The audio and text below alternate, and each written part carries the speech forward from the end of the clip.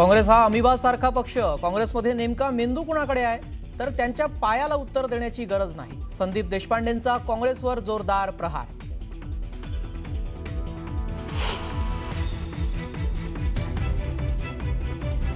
मनसेसोबत वैचारिक मतभेद, मात्र भाजपाला हरवण्यासाठी आघाडी करायला आम्ही सकारात्मक. मनसेला सोबत घेण्याबाबत वडट्टीवारांची गायकवाडांच्या विरोधातली भूमिका.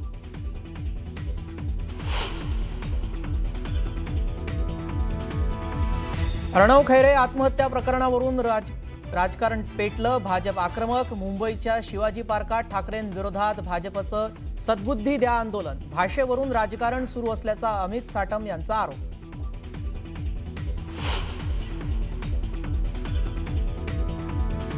भाजपाला संवेदनाच नाहीत. आत्महत्येच्या दुर्दैवी घटनेचं राजकारण सुरू. संदीप देशपांडेंचा भाजपवर सडकून प्रहार.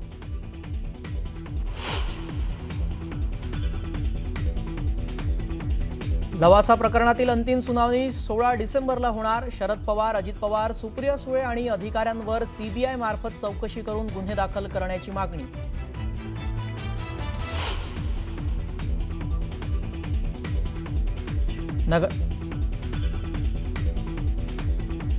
तुम्ही तिथं काट मारली का मी पण काट मारला. तुमच्या हातात मत द्यायचंय, माझ्या हातात निधी द्यायचंय. बघा काय. नगरपंचायत निवडणुकीच्या प्रचार सभेत अजितदादांचं आश्वासन. मात्र तुम्ही काट मारली तर मी पण काट मारणार असल्याचा थेट इशारा. अजितदादांच्या धमकीवरून विरोधकांचा हल्लाबोल.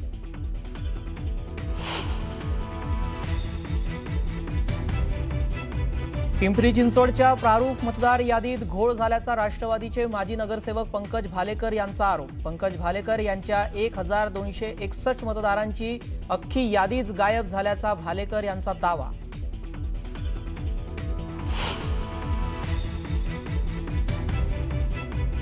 धाराशिवमध्ये सोलापूर हैदराबाद महामार्गावर भीषण अपघात. 5 जणांचा मृत्यू, 7 ते 8 गंभीर जखमींवर उपचार सुरू. 4 चाकीचं टायर फुटल्यानं अपघात झाल्याची माहिती.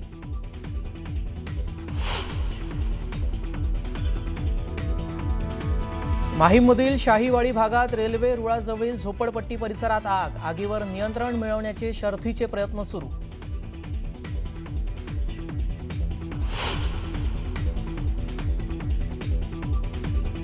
पुणे पोलिसांची मध्य प्रदेशात मोठी कारवाई. उमरती गावामध्ये शस्त्र बनवणाऱ्या कारखान्यावर छापा. 47 आरोपींना पुणे पोलिसांनी घेतलं ताब्यात. मोठ्या प्रमाणात शस्त्र साठाही जप्त.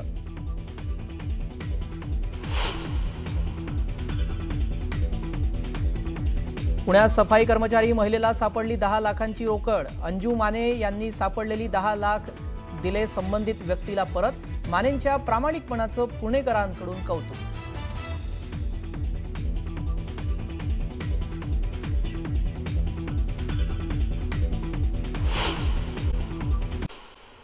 तर आघाडीमध्ये लढण्याबाबत पवारांची भूमिका योग्य आहे असं विजय वडेट्टीवार यांनी म्हटलं आणि भाजपचा पराभव करण्यासाठी एकत्र येण्यास आम्ही सकारात्मक आहोत. मनसेसोबत विचारधारा जुळत नाही, पण भाजपविरोधात एकत्र येण्याची गरज असल्याचं वडेट्टीवार यांनी म्हटलं आहे. राष्ट्रवादीचे प्रमुख शरद पवार यांनी आज मुंबईच्या कार्यकारिणीची एक बैठक बोलावली आहे. राष्ट्रवादी काँग्रेसच्या या बैठकीत मनसेबाबत चर्चेची दाट शक्यता आहे आणि मनसेला सोबत घेण्याबाबत पक्षाच्या पदाधिकाऱ्यांशी चर्चा करणार असल्याची माहिती आहे.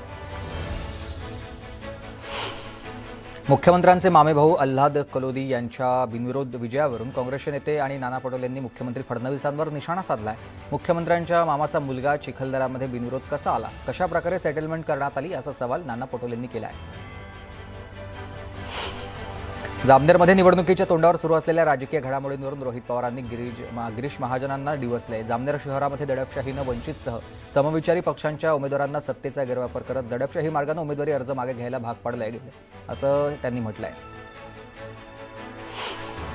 अजित पवार मतदारांना धमकी देत आहेत. निधी त्यांच्या हातामध्ये आहे म्हणून ते धमकी देत आहेत आणि त्यामुळे पारदर्शक निवडणुका होतील का हा प्रश्न आहे असं वडेट्टीवार म्हणाले. पैसे देऊन बिनविरोध उमेदवार निवडून आणले जात आहेत असा आरोप त्यांनी केला आहे. निधी अजित पवारांच्या घरचा नाहीये, निधी करातून येतो आणि घरातून येत नाही असा टोला अंबादास दानवेंनी लगावलाय. अजित पवार मतासाठी धमकी देत असतील तर निवडणूक आयोगानं दखल घ्यावी असं दानवे म्हणाले. बीड नगर परिषदेची निवडणूक रंगात आलेली असतानाच शिवसेना उद्धव बाळासाहेब ठाकरे पक्षाच्या उपजिल्हा प्रमुखांनी पदाचा राजीनामा दिलाय. संदीप क्षीरसागर यांच्या हस्तक्षेपामुळे नाराज असलेल्या राजू महुवाले यांनी ठाकरेंच्या पक्षाला रामराम केलाय.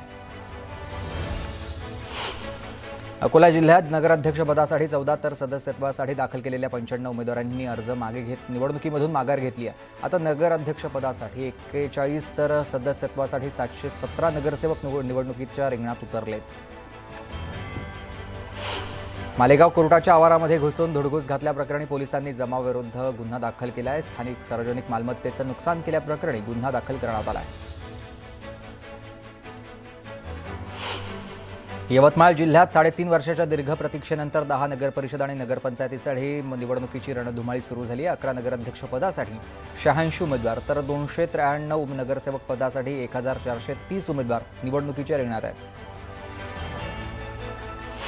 सांगोला नगरपालिकेच्या निवडणुकीमध्ये 73 वर्षांचे मारुती बनकर भाजपकडून नगराध्यक्षपदाची निवडणूक लढवत आहेत. 2 टर्म नगराध्यक्ष राहिलेल्या 73 वर्षीय मारुती बनकर यांनी शहाजीबापू पाटील यांना आव्हान दिलं आहे.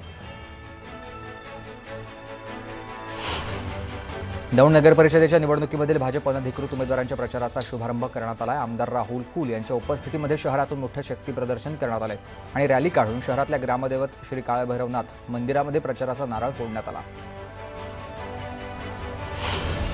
चंद्रपूर जिल्ह्यातल्या गडचांदूर नगर परिषदेमध्ये भाजपचे नेते निलेश ताजणे यांनी बंडखोरी करत नगराध्यक्षपदासाठी दाखल केलेली उमेदवारी कायम ठेवली आहे. त्यांची उमेदवारी भाजपचे अधिकृत उमेदवार अरुण डोहे यांच्यासाठी डोकेदुखी ठरली आहे.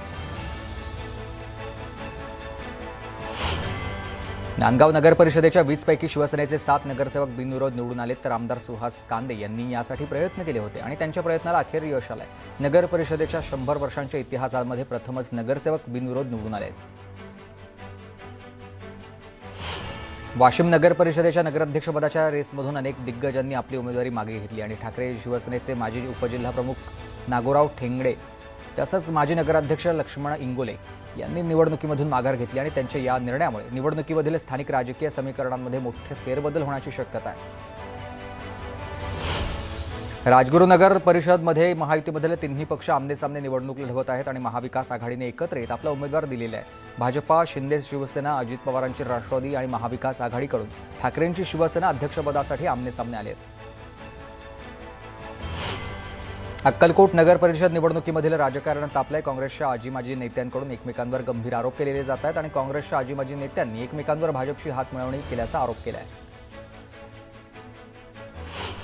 जव्हार नगर अध्यक्षपदाच्या निवडणुकीत 5 उमेदवारांपैकी 3 मुख्य राजकीय पक्षांच्या उमेदवारांमध्ये थेट तिरंगी लढत रंगणार आहे. जव्हार नगर परिषदेच्या 10 प्रभागातल्या 20 सदस्य संख्येसाठी 69 उमेदवार रिंगणात आहेत. जळगाव जिल्ह्यामध्ये जामनेरमध्ये महाविकास आघाडीच्या उमेदवारांची शहरातून रॅली काढण्यात आली आहे. माघारीची मुदत संपल्यानंतर आता अज्ञातवासात गेलेले उमेदवार शहरात परत येताच उमेदवारांची ढोल ताशाच्या गजरात रॅली काढण्यात आली आहे.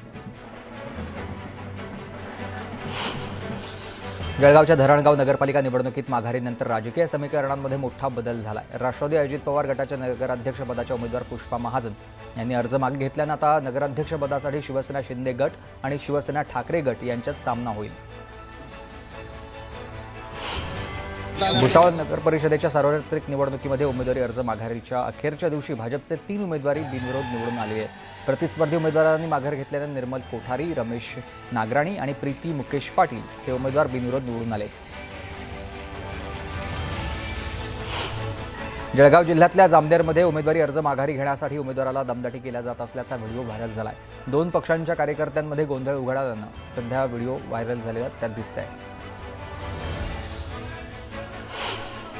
नगरपालिकेच्या सार्वत्रिक निवडणुकीमध्ये जास्तीत जास्त मतदारांनी आपला मतदानाचा हक्क बजावावा यासाठी सेलू मतदान जनजागृती कार्यक्रम घेण्यात आला आणि या अंतर्गत 20,000 स्क्वेअर फुटावर वोट फॉर सेलू अशी भव्य मानवी साखळी उभारण्यात आली.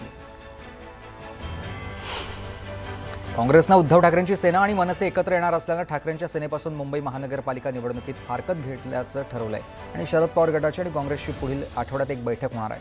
त्याचवेळी शरद पवार गट ठाकरेंच्या सेनेबरोबर देखील चर्चा करणार आहे आणि त्यामुळे महाविकास आघाडी मुंबईत फुटणार की मनसेला सोबत घेऊन निवडणुकीला सामोरं जाणार याचा फैसला होईल. मुंबई महानगरपालिका निवडणुकीसाठी जाहीर करण्यात आलेल्या प्रभाग आरक्षणावर 20 नोव्हेंबर या अखेरच्या दिवसापर्यंत 129 हरकती सूचना प्राप्त झाल्यात. या सूचनांवर 27 नोव्हेंबरपर्यंत निर्णय घेतला जाणार आहे आणि त्यामुळे 28 नोव्हेंबरला अंतिम आरक्षण विहित नमुन्यात शासन राजपत्रामध्ये प्रसिद्ध करण्यात येईल. मुंबई महानगरपालिकेच्या आगामी निवडणुकीसाठी जाहीर झालेल्या प्रभाग आरक्षण सोडतीमुळे अनेक माजी नगरसेवकांचे प्रभाग बदललेत आणि त्यामुळे अन्य प्रभाग शोधण्याची वेळ त्यांच्यावर आली आहे. दरम्यान 13 प्रभागांचे आरक्षण यंदा सलग तिसऱ्यांदा कायम राहिले आहे. त्यामुळे या प्रभागातील माजी नगरसेवकांना पुन्हा निवडणूक रिंगणात उतरण्याची संधी मिळाली आहे.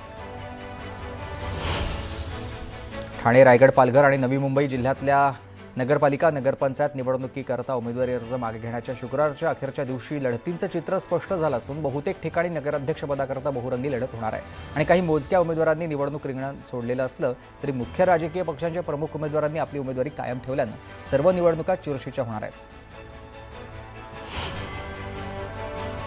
सिंधुदुर्गात भाजपच्या नगराध्यक्षपदाच्या उमेदवाराच्या घराच्या पत्त्यावर बोगस मतदारांची नोंद सापडली आहे. मुस्लिम मतदार घरामध्ये राहत असल्याची नोंद सापडली आहे. शिंदे सेनेचे आमदार निलेश राणे यांनी भांडाफोड करत कारवाईची मागणी केली. वडगाव ग्रामपंचायत निवडणुकीमध्ये प्रचाराचा जोर चांगलाच वाढलेला आहे. उमेदवार घराघरात जाऊन मतदारांच्या भेटी घेत आहेत. भाजप, आरपीआय, शिंदे गटांना राष्ट्रवादी काँग्रेसला थेट टक्कर देण्यासाठी वडगाव मावळमध्ये भाजप, आरपीआय आणि शिंदे शिवसेना गटांना एकत्र येत वज्रमुठ बांधली आहे. तळेगाव दाभाडे नगर परिषद निवडणुकीत अर्ज माघारीच्या अखेरच्या दिवशी मोठी घडामोड झाली असून एकूण आता 32 उमेदवारांनी माघार घेतली आहे. त्यामुळे एकत्रित 39 अर्जांची माघार नोंदवली गेल्यानं 19 जागा बिनविरोध ठरलेल्या आहेत. जळगाव जिल्ह्यात स्थानिक स्वराज्य संस्थांच्या निवडणुकीची रणधुमाळी शिगेला पोहोचली आहे. माघारीची प्रक्रिया पूर्ण झाल्यानंतर आता 16 नगरपालिका आणि 2 नगर परिषदांसाठी एकूण 1632 उमेदवार रिंगणात उभे आहेत आणि यातून 555 उमेदवार नगरसेवक पदासाठी तर 77 उमेदवार नगराध्यक्ष पदासाठी निवडणुकीच्या रिंगणात आहेत.